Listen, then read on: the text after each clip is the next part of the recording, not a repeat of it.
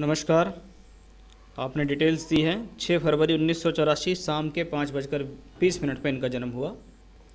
कुंडली है कर्क लगन की और राशि है मीन राशि।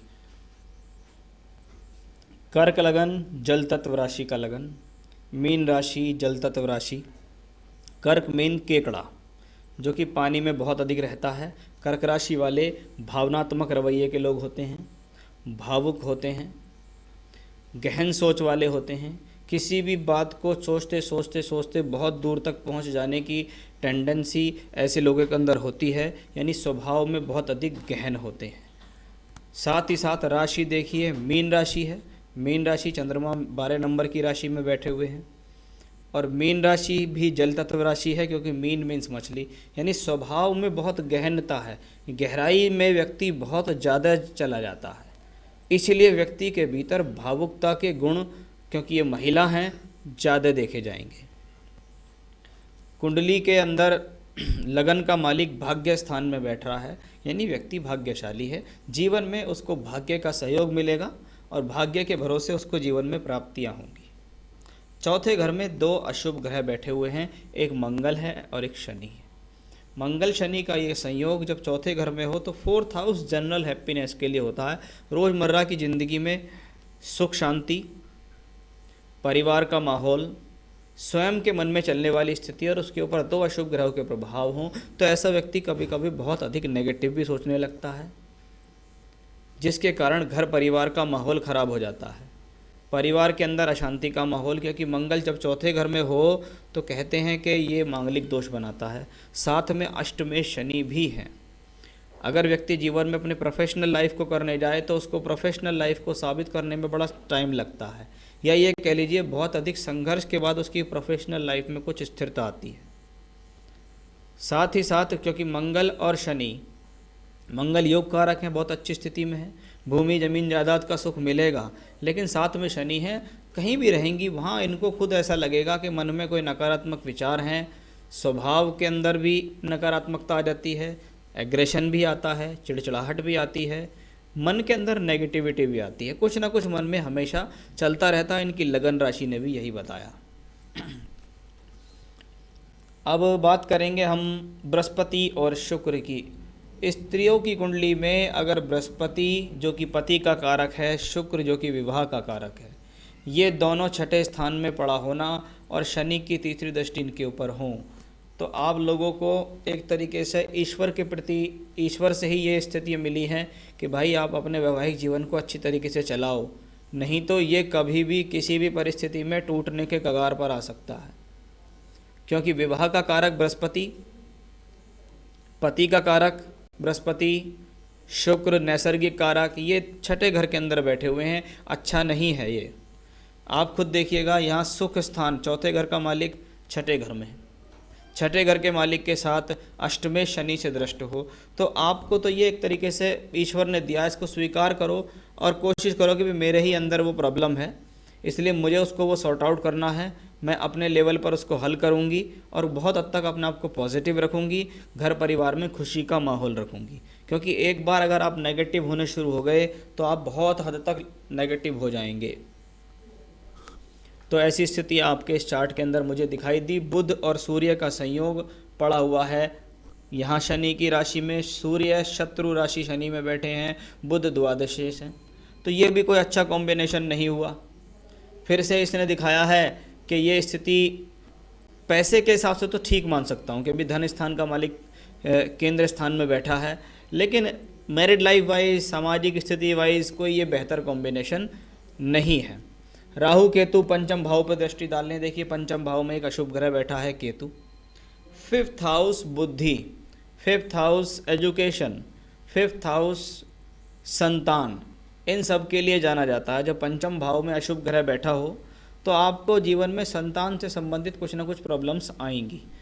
कंसीव करने में प्रॉब्लम आए, प्रेगनेंसी के दौरान प्रॉब्लम आए, डिलीवरी के दौरान प्रॉब्लम आए, या मिसकैरेजेस हों, क्योंकि आपके संतान की कुंडली में, सप्तांश कुंडली में भी देखिएगा पंचम भाव में केतु है, यहाँ मंगल और शनि भी इसको एस्पेक्ट कर रहे हैं।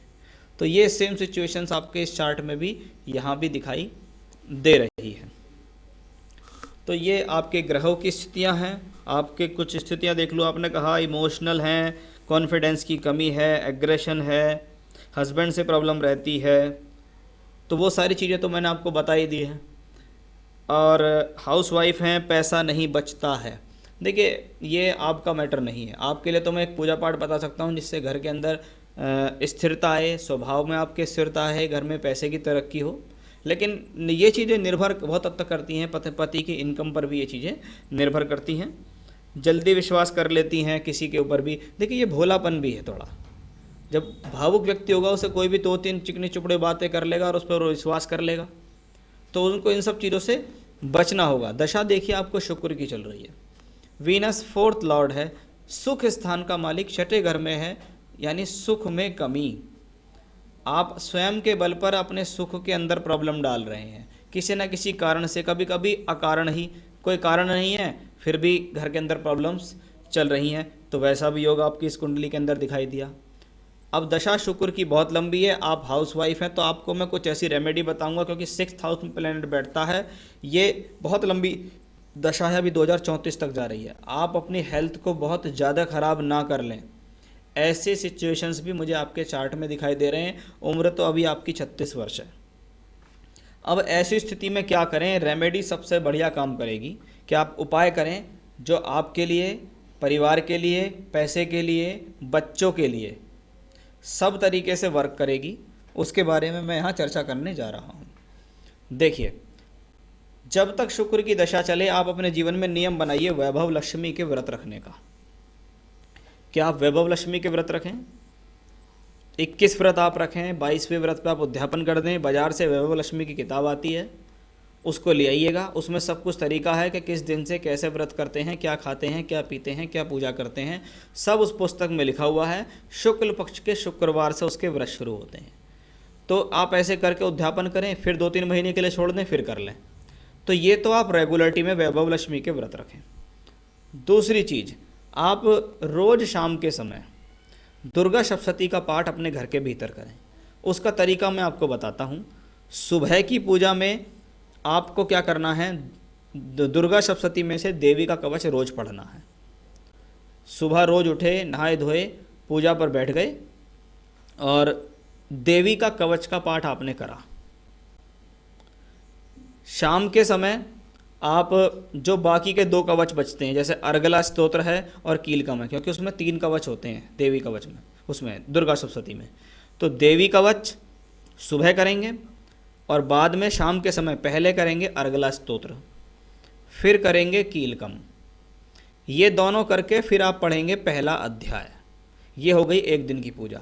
अगले दिन फिर वही शाम को अर्गला स्तोत्र, कीलकम और दूसरा अध्याय, फिर उससे अगले दिन अर्गला स्तोत्र, कीलकम, तीसरा अध्याय। देवी कवच सुबह चलता ही रहेगा और इस तरीके से आप शाम को 2 कवच करके एक एक अध्याय करें। जब 13 अध्याय पूरे हो जाएं फिर दोबारा से रूटीन को शुरू करें और लगातार उस रूटीन को करते रहें। इससे आपके घर में सुख शांति, आपकी हेल्थ में बहुत अच्छी स्थिति रहेगी और घर के अंदर पैसे की स्थिति रहेगी। बहुत सारी चीज़ों में आपको इससे कवर करने के लिए मिलेगा। आप अपने आप को मेडिटेशन में डालिए, मेडिटेशन कीजिए, योगा कीजिए, प्राणायाम कीजिए और हो सके तो सुबह के समय आसपास शिव मंदिर हो तो शिवलिंग पे जाकर जल चढ़ाइए और भगवान शिव के मंदिर में खड़े होकर रुद्रा अष्टकम का पाठ करें। ये तो हुई आपके लिए रेमेडी जिनको आपको रेगुलर में इस्तेमाल करना है। स्टोन के हिसाब से बात करें कि कौन सा रत्न आपको पहनना चाहिए, तो मैं आपको कहूँगा कि एक अच्छा सा साउथ सी का मोती पहनिए। ये साउथ सी का मोती पहनिए, अच्छा सा, थोड़ा सा हैवी होना चाहिए। आप 9-10 रत्ती तक का भी पहन सकते हैं। तो साउथ सी का मोती आपको यहाँ पहनना है ओरिजिनल, चांदी की अंगूठी में, सीधे हाथ की कनिष्ठ अंगुली में। तो वो आपके लिए एक बहुत फ़ायदेमंद स्थिति रहेगी। ये उपाय करिए लगातार। और अभी आगे जितनी भी दशाएं हैं, क्योंकि आप हाउस वाइफ हैं तो मुझे कुछ ज़्यादा इफेक्ट इसमें दिख नहीं रहा है। पर हाँ, महादशा का मालिक पीड़ित है तो मुझे ज़्यादा प्रॉब्लम यही लगती है कि आप मेंटली ठीक हो जाएं, हस्बैंड से रिलेशन अच्छे हो जाएं, घर परिवार में तरक्की हो, पैसे की बचत हो। उसी चीज़ को ध्यान में रखते हुए मैंने आपको ये रेमेडी बताई। तो ये था आपके हॉरोस्कोप का एनालिसिस। नमस्कार।